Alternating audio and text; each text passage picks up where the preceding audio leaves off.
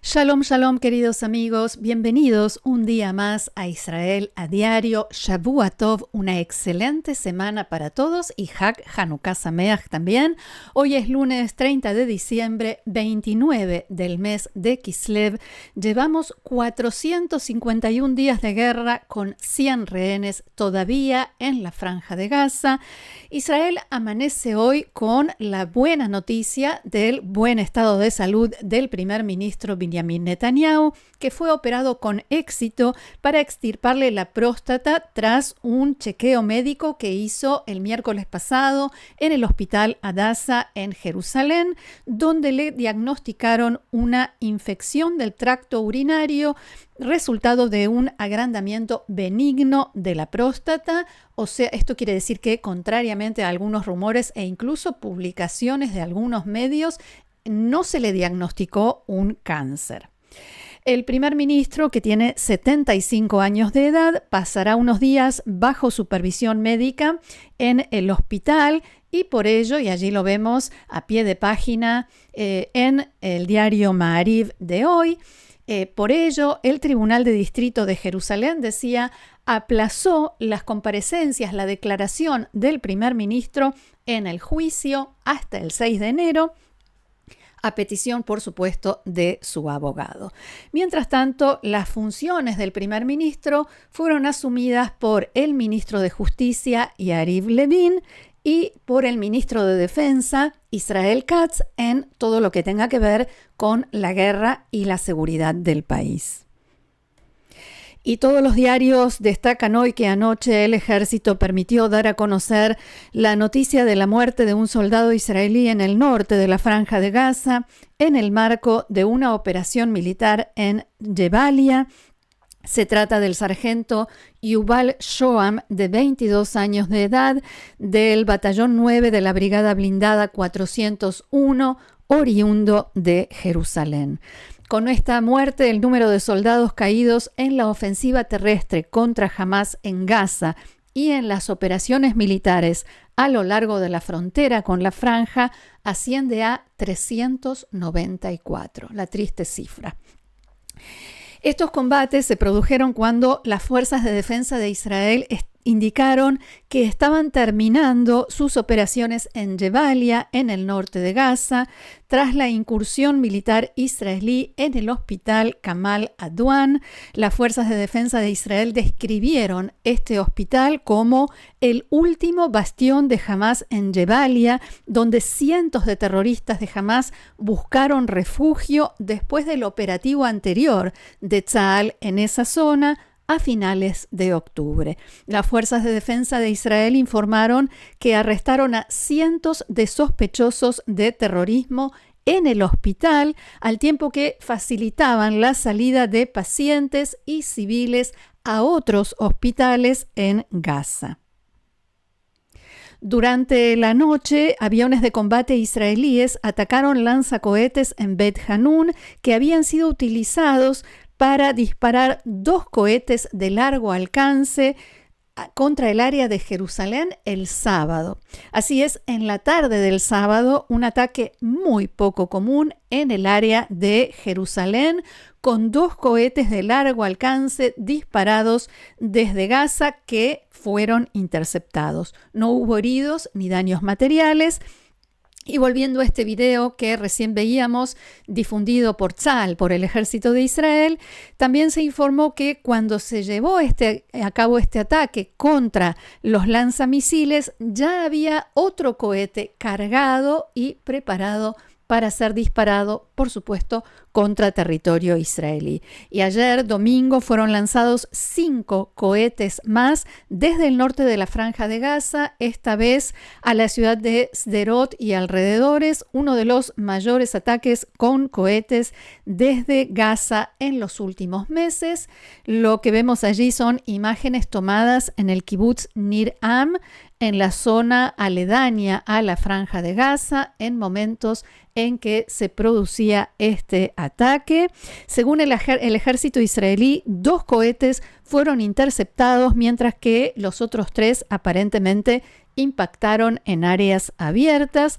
No hubo informes inmediatos de heridos o daños importantes por este ataque, que marcó el 3er día consecutivo de ataques desde la Franja de Gaza. Y esto nos lleva directamente a la primera plana del diario de hoy, Yediot Aharonot. Aquí lo vemos, que abre su edición con un titular que cita a altos mandos de Tzahal, el ejército de Israel. Abro comillas: sin una política definida en la Franja de Gaza y la margen occidental, volveremos al 6 de octubre, un reclamo que, explica el diario, el gobierno israelí indica que el gobierno israelí debe definir y establecer una alternativa a Hamás en la Franja de Gaza que gobierne y domine el lugar el día después de la guerra. En la bajada, el diario señala: Hamás fue golpeado a nivel militar, pero reconstruye su gobierno. Para lograr el objetivo de desterrar al gobierno de Hamás, se debe definir el traspaso del poder a la autoridad palestina o un gobierno militar israelí. Y estas 2 alternativas, nos dice Yediot, son rechazadas por el primer ministro Benjamin Netanyahu. La tercera opción, dice el diario, es decidir no decidir, y agrega que sin una alternativa de gobierno en la Franja de Gaza, lo que suceda allí se filtrará después a la margen occidental.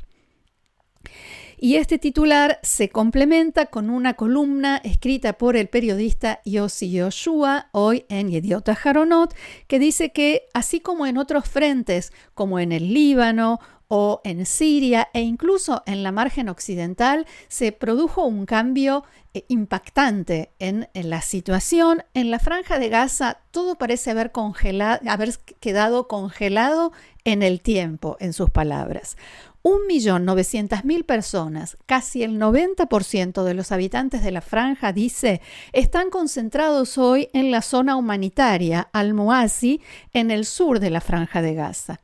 Con excepción de lo que el ejército israelí llama operaciones quirúrgicas, o sea, específicas, puntuales, no hay presencia militar israelí en esa zona. O sea, los habitantes de la Franja de Gaza que están allí en Al-Muasi, como decíamos, casi todos, no ven soldados israelíes, pero sí ven hombres de Hamás que gobiernan a la población civil de Gaza con violencia, represión y crueldad.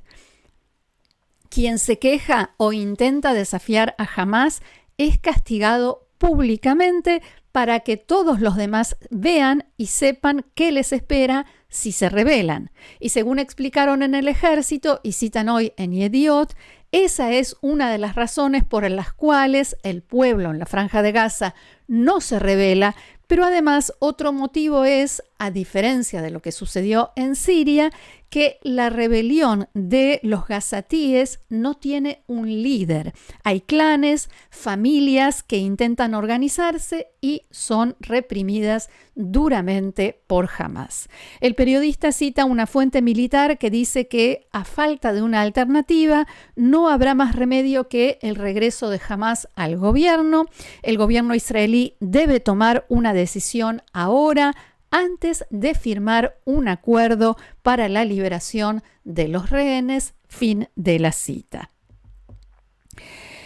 Lo que van a escuchar ahora no es fácil de escuchar, de imaginar, mucho menos de procesar, pero lamentablemente es real y por razones obvias no voy a entrar en demasiados detalles. El Ministerio de Salud de Israel confeccionó un informe destinado a Naciones Unidas, a la ONU, que es una recopilación de detalles espeluznantes, sombríos, increíbles sobre el trato a los rehenes que fueron secuestrados y llevados a la Franja de Gaza el 7 de octubre, que incluye golpes, azotes, marcas con hierro caliente, aislamiento, inanición, abusos sexuales y tortura psicológica. El informe señala la tortura física, sexual y mental a la que fueron sometidos los ahora ex secuestrados, quienes fueron liberados, algunos de ellos niños y adolescentes, y los efectos que tiene esto, los efectos duraderos, incluso hasta el día de hoy.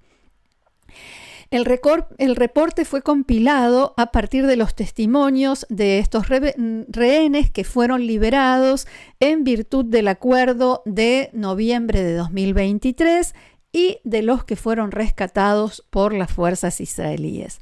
Para proteger la identidad de los rehenes, no se incluyeron sus nombres, edades y estado civil. En el caso de los niños y de los adolescentes, tampoco su género, pero algunos familiares dicen que se podría haber sido más cuidadoso en esto porque hay manera de unir los datos que sí aparecen e identificar a los rehenes.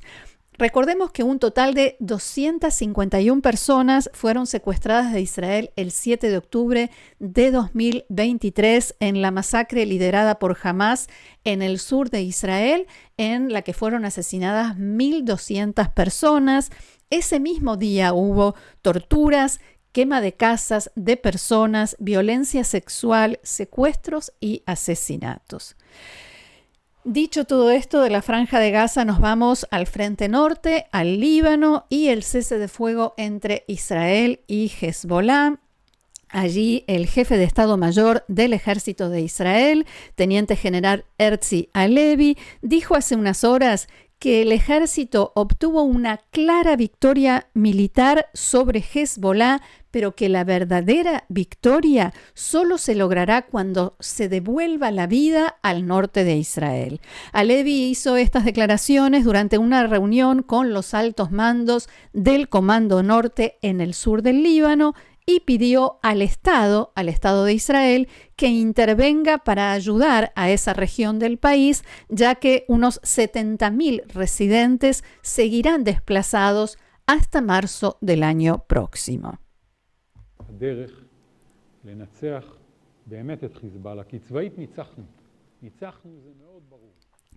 La forma de vencer realmente a Hezbollah, porque desde el punto de vista militar lo hemos vencido y eso está muy claro, pero vencerlo de verdad, un triunfo a largo plazo, implica muchos civiles aquí, mucho turismo aquí, que los cafés y los restaurantes y la gente que viene aquí a hacer paseos en bicicleta vuelvan y que la agricultura y todo prospere.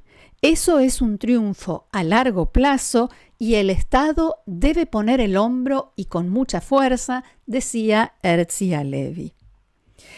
Y a propósito del Líbano, el diario libanés An-Nahar, el canal de televisión saudita Al-Hadath y otros medios árabes informaron que el jefe de la bancada de Hezbollah en el parlamento libanés, allí lo vemos, Muhammad Raad, acaba de ser designado vicejefe de Hezbollah, el número 2 de Naim Qassem, y según estos informes, su hijo Abbas Raad, que también lo vemos, fue miembro de la fuerza Radwan de Hezbollah y fue eliminado en un ataque de Tzal, del ejército israelí, en el sur del Líbano. Y recordemos que la fuerza Radwan era una fuerza de élite, si cabe el término, para Hezbollah, que estaba preparada para lo que Nasrallah, el líder de Hezbollah, había anunciado tantas veces, la invasión de la Galilea, una masacre similar, si no peor, a la que cometió Hamas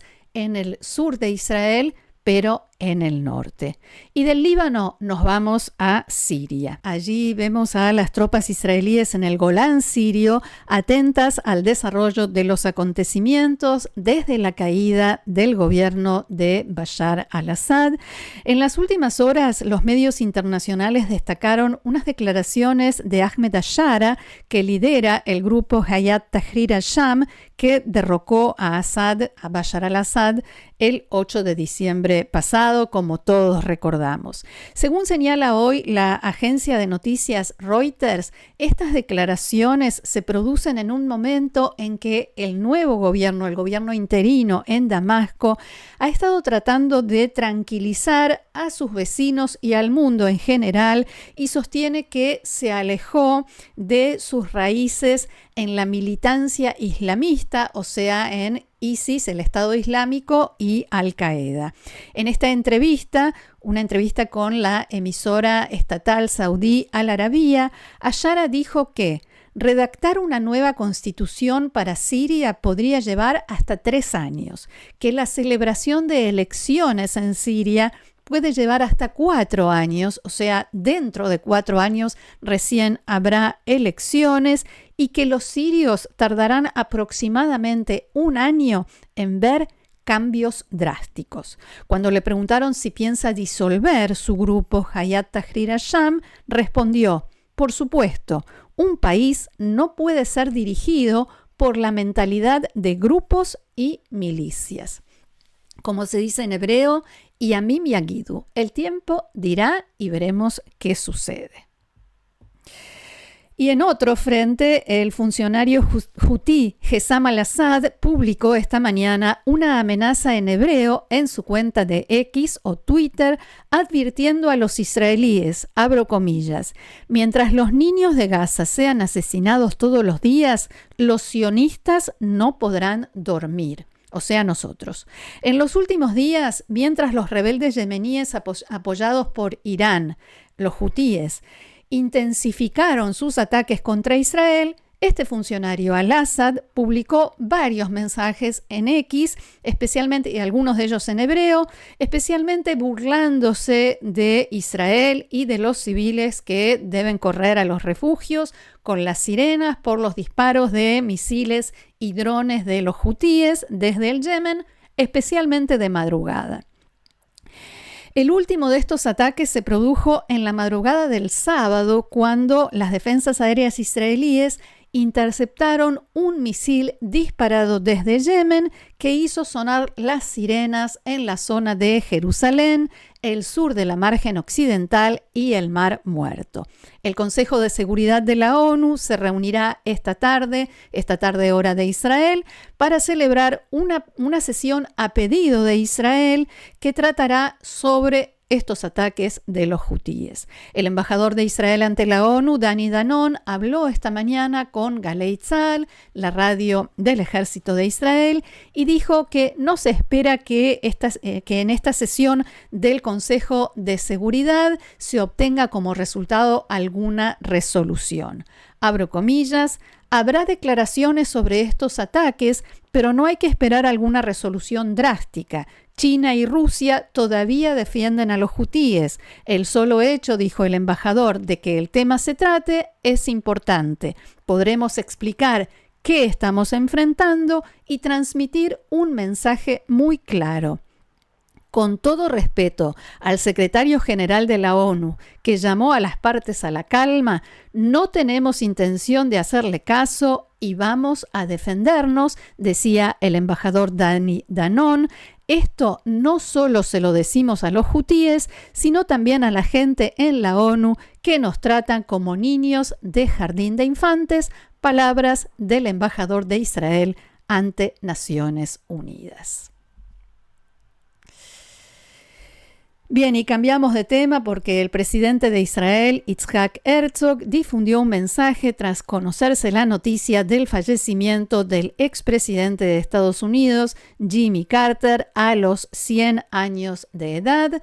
Abro comillas, en los últimos años tuve el placer de llamarlo y agradecerle sus esfuerzos históricos para unir a dos grandes líderes, Begin y Sadat, y forjar una paz entre Israel y Egipto que sigue siendo un ancla de estabilidad en todo Oriente Medio y el norte de África, muchas décadas después, dijo el presidente Herzog, por supuesto, en referencia a los acuerdos de Camp David de 1978. Abro comillas nuevamente, su legado, continuó el presidente Herzog, estará definido por su profundo compromiso con la paz entre las naciones. En nombre del pueblo israelí, envío mis condolencias a su familia, a sus seres queridos y al pueblo estadounidense. Bien, y hasta aquí nuestro encuentro de hoy. Muchísimas gracias por haberlo compartido con nosotros una vez más. Los invito, como siempre, a unirse al grupo de miembros de Israel a Diario, a sumarse al canal, a compartirlo y a suscribirse. Gracias nuevamente. Los espero mañana aquí en Israel a Diario. Que tengamos buenas noticias. Shalom.